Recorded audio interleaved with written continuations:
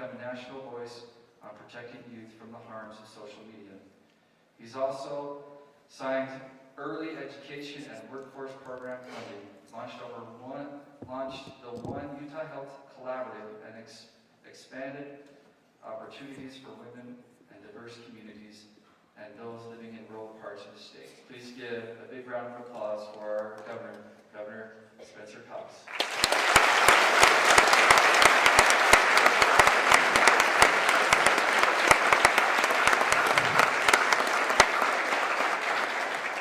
Ladies and gentlemen, I'm so excited to be here in the mother town with all of you. It's great to be back in one of my favorite places. I appreciate Principal Bailey for his kindness. I don't know if he told you this, but we went to the same high school. I'm a little surprised they let someone from Sanpete down here, which is he's a great guy.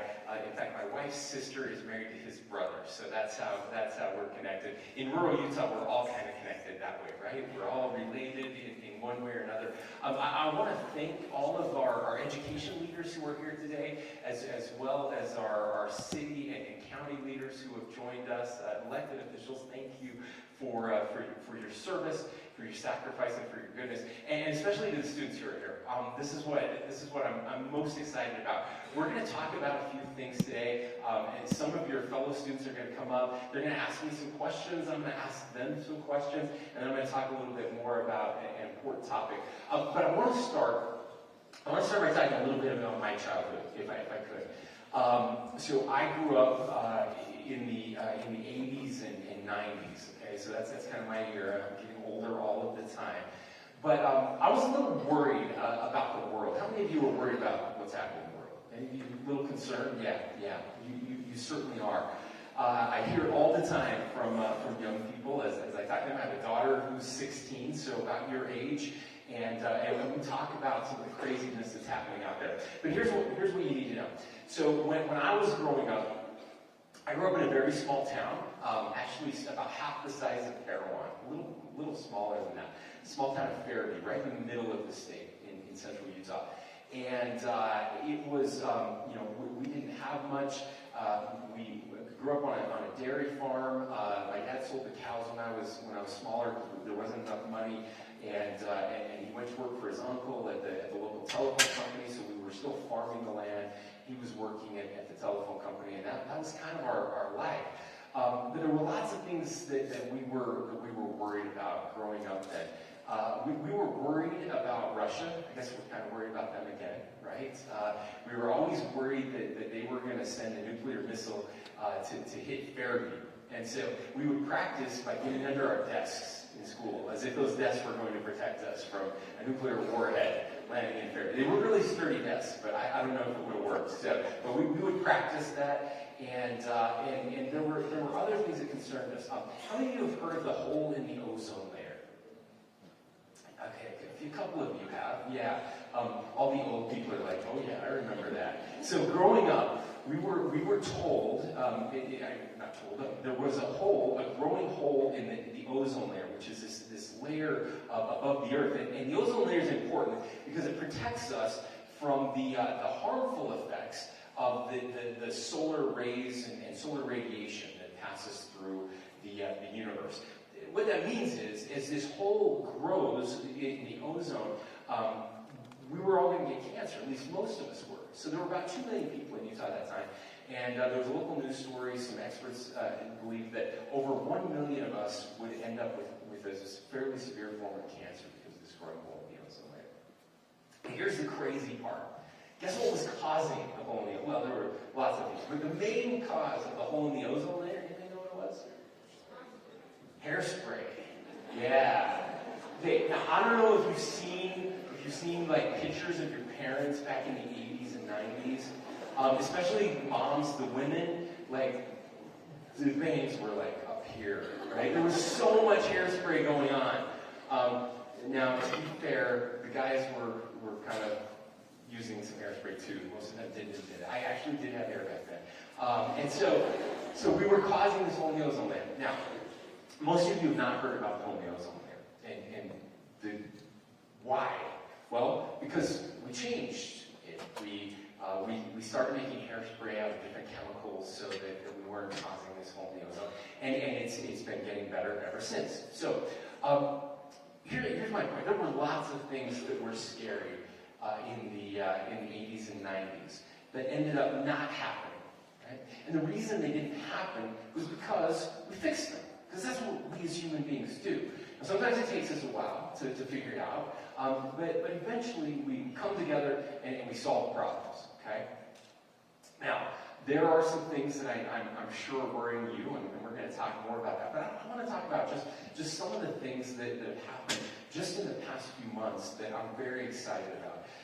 We just got through our legislative sessions, so we met with legislators from all across the state. They get together. I think Senator Vickers, are you here? Senator Vickers is here. Thank you for joining us. I don't know if we have any other legislators here with us. I don't want to miss anybody. But for 45 days, so from the second week in January through the first week in March, they meet, and they passed. In fact, this was a record number of bills. 575 bills this year were passed. And dealing with lots of problems, things that we're all worried about. But I just want to focus on a couple things that they did that I think will make a huge difference in all of our lives. The first one is education and the importance of education. What you're doing here today is so critically important for your future. Education is the key to a successful future. Now, I'm hoping you all have some plans post-graduation to do something. Not everyone needs a bachelor's degree, although a bachelor's degree is awesome and will certainly help you. Everyone needs skills, and there are different ways to get those skills so that you can have a good job in the future, so that you can provide for a family. But in order to do that, we need teachers. We need great teachers. And you have great teachers here. And we need the next generation of great teachers. So I need some of you to become teachers. I hope some of you are thinking about becoming teachers. And we're trying to make teaching a profession, again, where you can make enough money to provide for a family. And so we passed over $750 million in new education funding this year. A significant portion of that will go directly to our teachers, making sure that we have the best teachers in the world, and again, that next generation is willing to join the education profession. So improving education was one of our top priorities, and we're able to do that this year. Second priority that's really important to me. How many of you are worried about water? Okay. I'm worried about water. Now, I'm less worried now than I was 6 months ago. We had record snowfall. In fact, we're at about 300% of normal here in southwestern Utah, which is awesome. And I'm so excited about that, and I'm so grateful for the water that we have received. Now, instead of praying for snow, I'm praying that it melts slowly so that we don't have flooding. But we know that we have been basically in a 20-year drought in the West. In fact, scientists tell us it's the worst drought in the western United States since the year 800 AD. Congratulations, you have been living through the worst drought in 1,200 years. That's not, your grandparents can't brag about that, your great-grandparents can't brag. You get to brag about surviving the greatest drought in 1,200 years, okay? And here's the thing, though. We know that there's a lot we have to do, and it's a little different in northern Utah with the Great Salt Lake than it is in southern Utah. But everywhere we need to conserve more water, we need to store more water, we need to be smarter about the way we use our water. So the legislature stepped up in a big way. They passed $500 million in water funding last year, another $500 million this year. That's $1 billion to help us in all kinds of ways. Any of you work on farms, own farms, in agriculture, good, you're my people. A tremendous amount of money will go to ag infrastructure and ag optimization so that we use less water to grow more food, which is really important for all of us as well.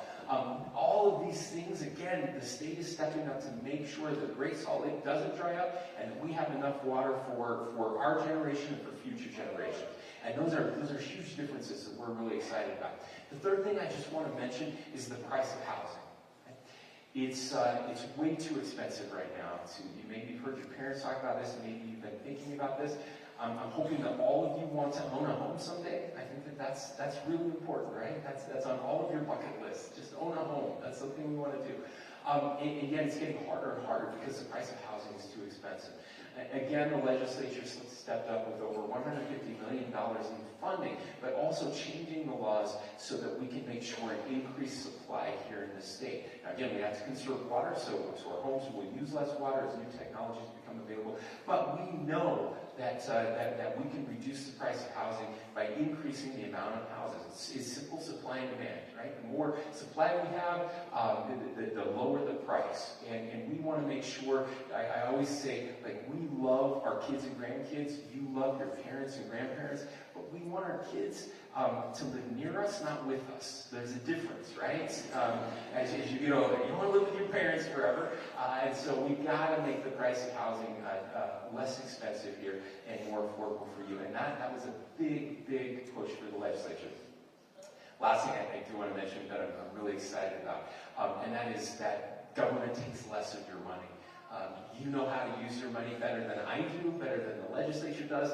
And so before I became governor, the largest tax decrease in our state's history was about $225 million. That was the largest tax cut that the legislature had ever passed, $225 million. My first year as governor, we passed a $100 million tax cut. Second year, a $200 million tax cut. And this year, $850 million tax cut. That's an incredible amount of money, again, going back to the people of Utah, that will help with things like rising prices, will help with housing, and things that every family needs to be successful here in our state. So my message to you is this. It's very easy, unfortunately, because you're so connected to these devices, and we can talk about that too. But when I was growing up, we didn't have the bad news right in front of us all of the time, right?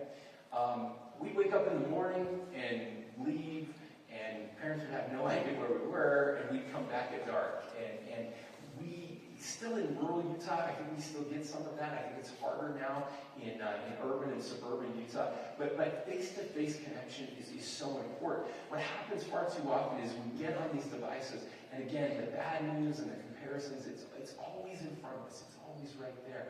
And we know that that's not healthy. It's not good for our mental health. It's not good for our physical health either. And I just, if you find out nothing more from what we talked about today, I hope you leave with this, that you leave with optimism for the future. Because yes, there are bad things out there, no question. But these are things that we can solve. And we can solve them working together. And I'm very proud of your legislators, again, your mayors, members of the city council, people that work so hard to solve these problems here. We don't always get it right, but we're always getting better, and that's very special about Utah. So thank you for your hard work. Thank you for being here. Thank you for learning. Thank you for your optimism. Let's welcome out some members of your student body, and we're going to have a little Q&A.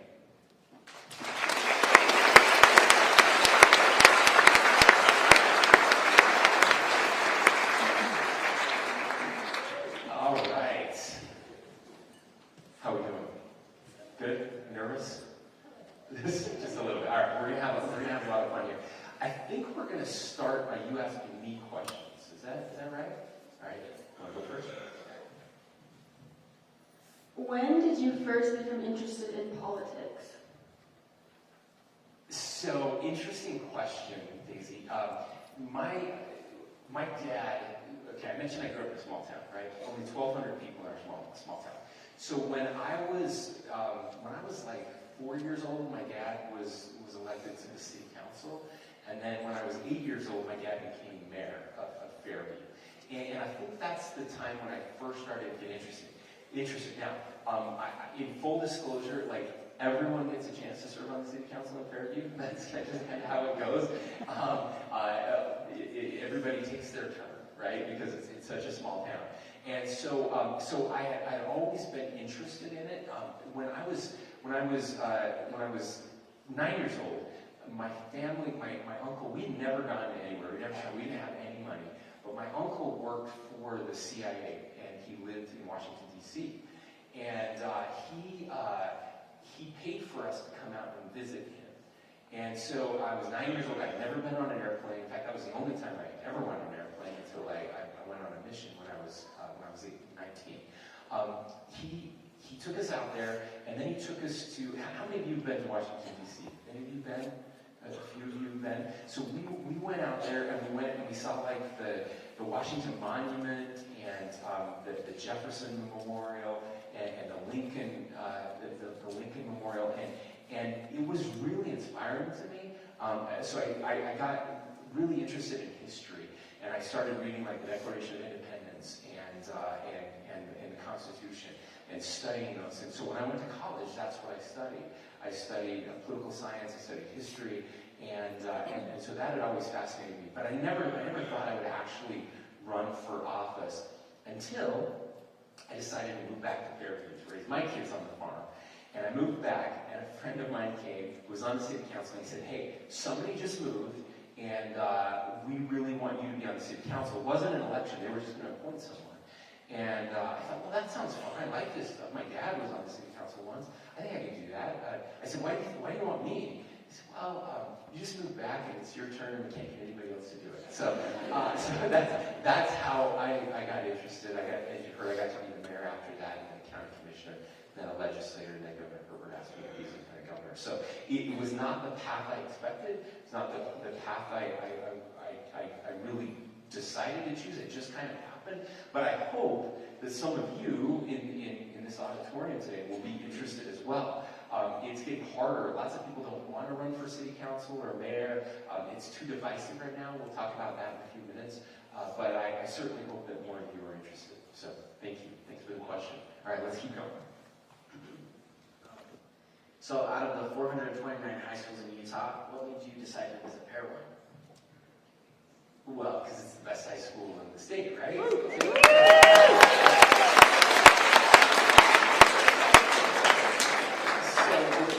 we are visiting several high schools. We're going to visit. I think we're going to do one high school in every county. But I sincerely love Parowan and Parowan High. My best friend graduated from Parowan High, John Cox, back in the day, and he was sending me. I was telling these guys earlier. He was sending me was it the January 13th song that you all sing? He was sending me the lyrics this morning just to make sure that I knew what I was getting myself into as I came here. He's always talking about the Old Rock Church and all of the history here. And it is an incredible history, and I love that. I'm a big fan of small towns, obviously, but I'm also, I preach this everywhere I go. We need strong communities. We need something that experts call rootedness. This idea of place that is important and brings us together and binds us together across generations. You have that here, and it is incredibly special, and I hope you appreciate it. I mentioned that I'm from North Sandy. My wife, we went to high school together. My wife's from Mount Pleasant, I'm from Fairview, and she grew up on a ranch there, and we couldn't wait to get out of there and never come back. We had big dreams. We went to Snow College. We got way far away. We went all the way to Snow College, which is like 8 minutes from my wife's home. Actually, it's like 15. But then we went to Utah State University, so the big city of Logan. But then I went to law school in Virginia. I went to work for a big law firm in Salt Lake, and then I realized that I was missing something. And I realized I wanted my kids to have what we have. And I realized that we are who we are because of where we were from. And I was so proud of that. And I regretted that I was in such a hurry to leave, and I couldn't wait to go home. And so we made it back, and you will feel that someday. I know some of you are excited to get out of here, but someday, I promise you will look back and think, wow, this place made me who I am. It's a very special place, and I feel that every time I come here to Parowan. In fact, just last week we were driving down to St. George to some meetings, and we had to stop at the diner here and eat because we love this place. So that's why I came. So it's a long answer, but that's why I came. Really love it. Okay, let's keep going. First off, thank you for being here with us today. So Gandhi once said that the true measure of any society can be found in how it treats its most vulnerable members. Utah has one of the most significant wage gaps in the nation. What is your plan for closing the gender wage gap? Well, Jamie, thank you for that question. It's really important. So there have been several studies done about this, and we are working. There's an incredible expert out there. If you get a chance, if you're interested in this, her name is Susan Madsen. She used to teach at UVU, now she teaches at Utah State. And this is her focus. She's been working on it for years, not just the wage gap, but closing gender gaps wherever they exist. And she's got some interesting research, and we're taking that research and trying to implement it wherever we can. One of the first things I did as governor is we actually did a wage gap study with employees for the state of Utah. Now, there are about 23,000 employees that work for the state of Utah. So we're one of the biggest employers in Utah. So I thought, well, this is a good place to start. And so we sat down and we did the wage gap, and we looked at every salary in state government, and was there a gap? So we would kind of hide the names and hide the genders. We would only look at how long they had worked there, what their background was, and we would try to compare people and see if they were equal. Now, the good news is, again, just in state government, we know the wage gap exists. We did not find an overall gap in state government, which meant we've done a pretty good job. However, we did find pockets of wage gaps in certain areas, in certain departments. And so what we did was we just went in and we increased those salaries to make them equal, for equal pay for equal work. And it made a huge difference.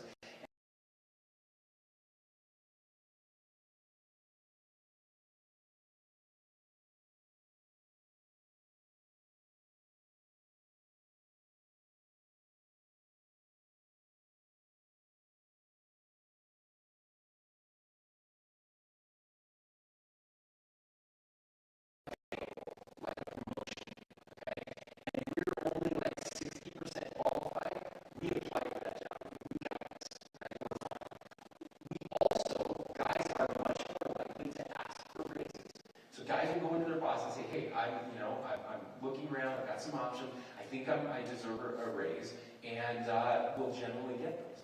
Women are wired a little differently.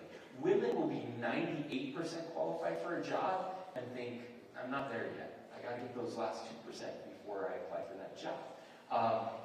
Women are also much less likely to actually ask for a raise. So there's often nothing like sexist or inherently, it's not like employers are out there thinking, I'm going to give the guys raises, but not the ladies. Like, that's not happening today very often. But over time, if guys are applying for jobs more often than women, even if they're not as qualified, they end up getting some of those jobs, even though they're not as qualified, because a more qualified person didn't apply for the job, right? And so you start to get some of those disparities. So what we found is it's something that you have to continually watch and continually check and be aware of. Now, one of the interesting things that we're doing as well is more women tend to leave the workforce usually for family reasons. My wife is a great example of this. My wife got a degree in special education. She's brilliant, but we made a conscious decision. She made a decision that she wanted to stay home and raise our kids. And I support that, and I was grateful that she made that decision. Now, it's not for everyone, right? I believe that every woman should be able to make that decision. There are women at home who would rather be working, and there are women who are working that would rather be at home. And I would love to live in a society where we can make that work, whatever it is that you decide that you want to do.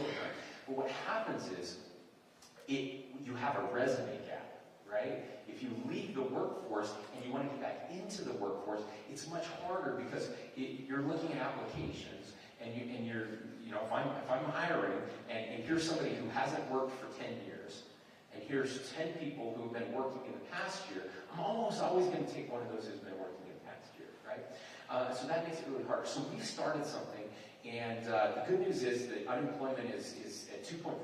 We're the third lowest in the nation, so there are lots of jobs available. But we're doing what we call a returnship program. It's like an internship program, right? You've heard of internships, but we call it returnships. It's usually women, although sometimes men, who want to get back into the workforce. So what we do is we bring them on, like an internship. We pay them, but they come and they work for our office for the Lieutenant Governor. Lieutenant Governor Henderson started this, by the way. She's amazing. Incredible example. Someone who left the workforce, raised her family, ran for office, got elected. I chose her to be my Lieutenant Governor. She's still working. She was still working on her degree because she never graduated from college.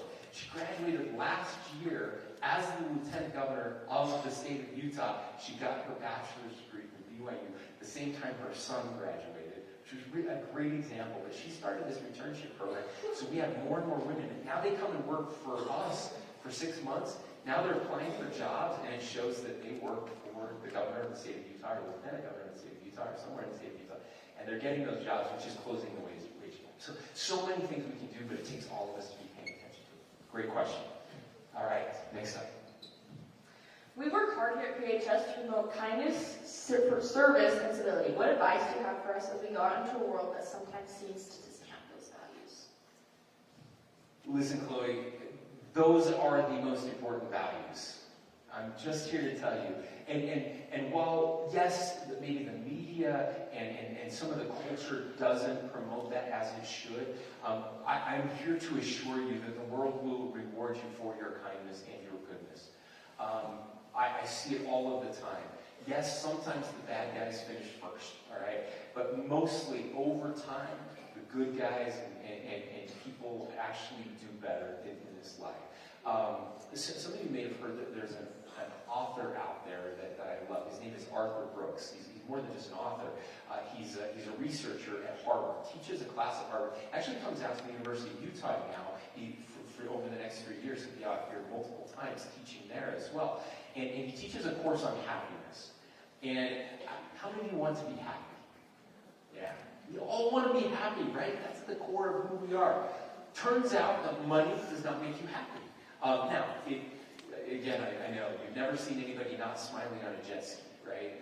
It's hard to be miserable when you're on a jet ski. I get it. But overall, money does not make you happy. It is important to make sure that we have the necessities of life. There's no question about that. But there are 4 things, the 4 secrets to happiness. All the research he's done shows this. Take note. These are the 4 things you need to know if you want to be happy in this life. The first one is faith, believing in something bigger than ourselves. The second one is family. Of course, no secret there. Family bonds really matter. Keeping a good relationship with your family is really important. The third one is friendship. And friendship, real friendship, not social media friendship, but face-to-face friendship, right? And these are the qualities. How do you maintain these? By being good, kind people, right? And the fourth one is work that serves other people. Like there's dignity in work, but giving back, working in ways, volunteering to make life better. These are the things you're talking about, the things that you're trying to promote here at this incredible high school. If you do those things, you will be happy for the rest of your life. And you will also be more successful in your job. I'm telling you, like we like to give promotions and raises to good people, kind people, people that work hard, people that care about the people around them. Not the people trying to cut each other down, right, to get ahead, but the people that are promoting other people, they always end up at the top. Thank you for that question. All right, last one. All right, so as you mentioned before, you grew up in a small community similar to Parowan. How did that impact the person you are today? Yeah, I've already mentioned this a little bit, but I'm just here to tell you, like, so the world will tell you that we're backwards in small towns, that we're nobodies, that, we don't know what we're doing, and it's the exact opposite. Everywhere, let me tell you this. So I'm interviewing, I'm in my 3rd year of law school. I'm interviewing at one of the largest law firms in Washington, D.C. I'm nervous, right? I've never been in it. Like, there are more people in this office than in my hometown. I'm on the top floor, and I'm in a corner office with this partner who makes like $3 million a year as an attorney. And he's sitting there, and he's not saying anything to me. I'm sitting across the desk from him, and it's quiet. It's awkwardly quiet. You know what that feels like, right? Like you want to crack your knuckles or do anything just to break the silence, and I'm just waiting. I'm like, he hates me. He's judging me. He sees I'm from a small town. He knows that I'm a nobody. I'm doubting everything about myself. And he just starts nodding his head and looks at me, and he's like, so you grew up in a small town, huh? I'm like, yes, sir. He's like, I see here that you did farm work. I said, yes, sir. He said, you haul hay? Yes, sir. You ever milk a cow? Yes, sir. It's like, okay, that's all I need to know. You're hired. And I'm sorry, I thought you were going to ask me about my legal qualifications, my grades, all that. He's like, no, I don't care about any of that. He's like, all I care about is somebody that knows how to work hard, and you'll figure the rest of the stuff out. I ended up not taking that job because I decided I didn't want to live in a giant building in Washington, D.C. I wanted to get back to my roots. I wanted to come back to Utah. And, but it taught me something. Again, maybe the world needs more of what we have, and we need less of what the world has. And so I want you to always be proud of where you grew up. I want you to be proud of the lessons you learned here. If you learn how to work hard, you can figure everything else out in this life. I don't care how smart you are. I don't care what your ACT score is. I don't care. I don't care about those things. I care about how you treat other people, and I care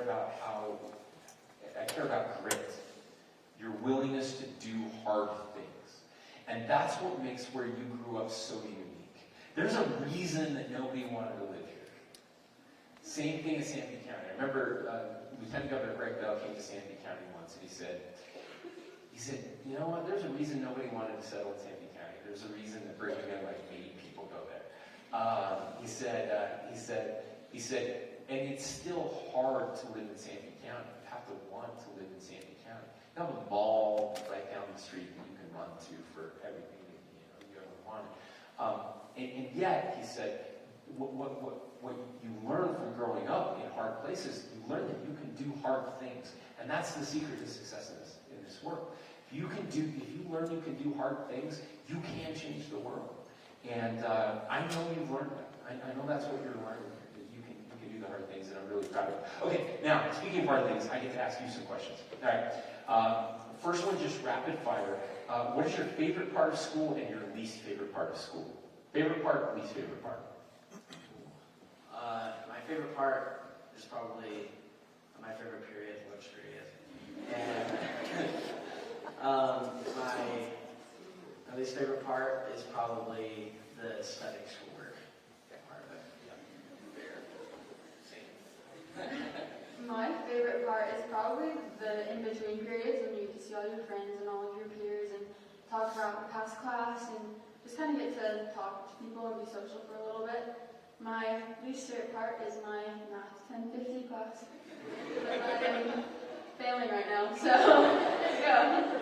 All right, let's work on that. Let's get over the failing part. Although, can I tell you a little secret? So I went to law school because, so the LSAT is the test you take to get into law school. There's no math on the LSAT, so math is my least favorite part. All right, let's keep going. I love the social element of school. I love all the opportunities it lets you have and sports and all of that. I think is just super great. I don't love the morning you wake up and realize you have a test that you haven't studied for, so. I still have that dream. I wake up, oh my God.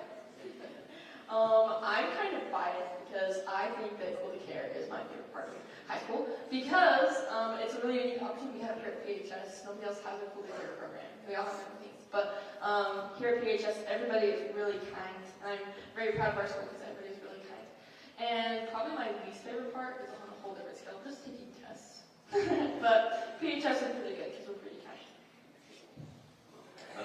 Yeah, I like all the different things we have here. At a small school, there's a lot of social aspect, and we have a lot of cool traditions here, like Thanksgiving dinner and everyone's birthday. So that's probably one of my favorite things. I love the talking, so the social aspect is phenomenal. My least favorite part is probably Tuttle's English class. That's all it's my favorite part. It sounds like you have a love-hate relationship with Tuttle's English. Is that right? Yeah, all right, okay, that's good, that's good. By the way, I love the Thanksgiving stuff, the town birthday thing. That's so cool, and I wish more places had those things. Okay, what is something you worry about for your future in this state? You can start here. Go ahead. Okay. I think just in general, in this whole world, we kind of disregard others' opinions now. And I think if we just took a minute and put ourselves in their shoes and saw their perspective, I think we'd be a lot kinder kinder to one another, I think we'd be able to see each other as who we really are and not what you think someone's like. And I think the world needs a little more kind and more respect.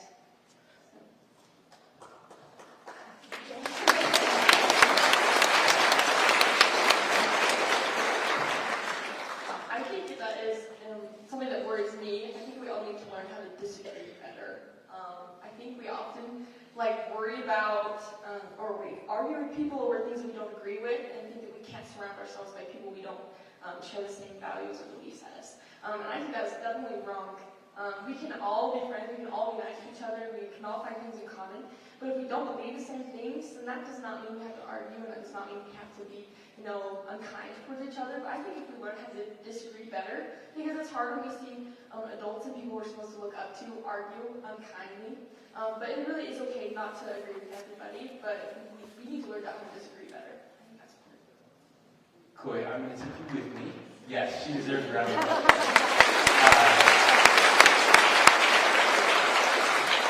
Also, the good news is we get to skip the second part of what I was going to do, because she just said it all. That was just perfect. It was just perfect. Awesome. That was amazing. Well, dude. But I think we tend to do things, as a lot of us people do the right thing because someone's watching. I think that we need to change that narrative to do the right thing when no one's watching. I think that's a big thing that we need to do. And it worries me because we're so worried about other people that we forget to do the right thing when it actually counts. And that's when no one's watching. So I think that's the biggest thing.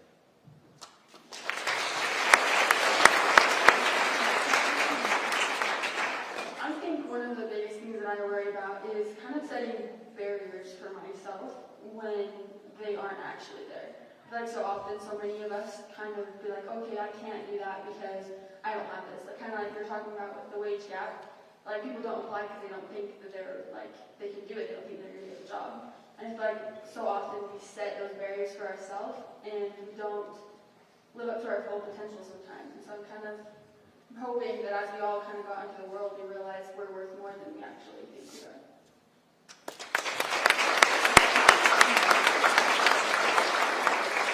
Like you were saying earlier about the 4 or 5 things of happiness, like the family and stuff. But I think that it'd be important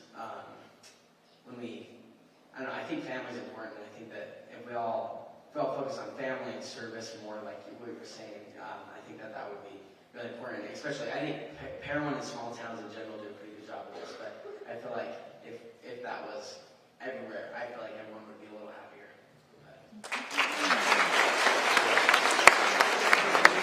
Awesome. Okay, we're going to start with you, Harrison. What advice or request do you have for me or other adults in the room? You're going to give us some advice now, all right? What do you wish we knew about you, or what would you wish we would do better or differently? That's a great question. That was great, guys. I think that communication needs to improve. I think that a lot of times everyone wants to do the right thing. Everyone wants to do good to each other, kind of thing. I think this happens a lot in sports and in the classroom a lot. Is that teachers are trying to do the right thing, and students are trying to do the right thing, but they don't communicate, so they all just silently suffer. And so I think that's the biggest thing is communicate, and I think that's something that we can improve on. I'm a big believer in giving people the benefit of the doubt. And I think sometimes when there's a significant difference in ages, obviously when people are older than us, yes, they probably know a lot more than we do.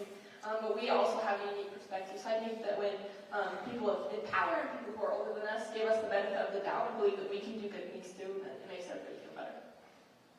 I think both of those were so great. I definitely think communication is a huge thing. And I feel like sometimes we as youth don't feel like we're listened to, and we have some really amazing teachers at the school that show that they are listening to us, but the rest of the world doesn't. And that's really hard when you're trying to say something and you're trying to speak up, and it feels like no one's listening to you. But we have a voice and we have things to say. So. Awesome. they said, being in leadership positions, especially as we are, we're always told that, hey, you have a voice, that you're here for a reason, and most of the time that's very true. But then when it comes to certain subjects or certain times, we don't feel as much, I think, as we're heard as much as I think we could be. There's a lot of people here that do hear us, and they're amazing people, and we're very happy, I think, to have been able to work under them. But kind of like as they said, communication between the two and kind of understanding each other would help a lot. Like Chloe said, you guys did really good over there. Like Chloe said, give me the benefit of the doubt. I really like that because I feel like, sometimes we're working really hard at something, and teachers or, faculty or, adults and young, like, may not see the work that we put into it and kind of like may disregard it. But I don't know, yeah, definitely benefit of the doubt. That's awesome.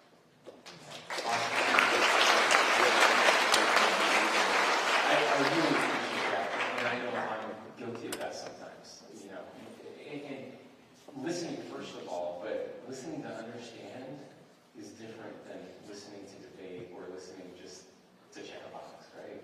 And I think you get that. Okay, last question, and then we'll let you off the hook. One word. I want one word to describe our country right now. One word to describe the United States of America right now. And I want you to all be thinking of what your word is, your one word, okay? All right. You get to go first. No? You ready? One word. It can be any word. It can be a good word, a bad word. Not like or a better word. We call those farm words at our house. Let's not do that. But let's, yeah.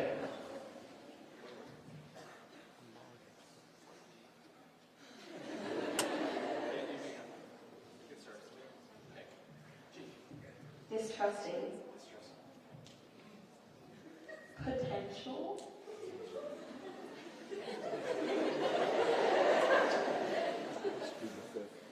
First word, caring.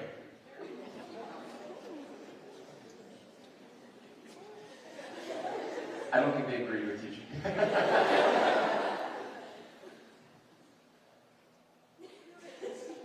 blanking so hard on I can't even think of one word. Okay. Disconnected. I don't even know if this is like a word, but like ununified? I don't know. Not unified. I think, yeah. No, that's fair. Kind of play on the disconnected word. I love that one. And I love all of them. And I'm going to share with everybody else what the rest of the United States thinks the one word is. All right. But I'm going to let you off the hook. You guys are great. Thank you. Let's give them a round of applause.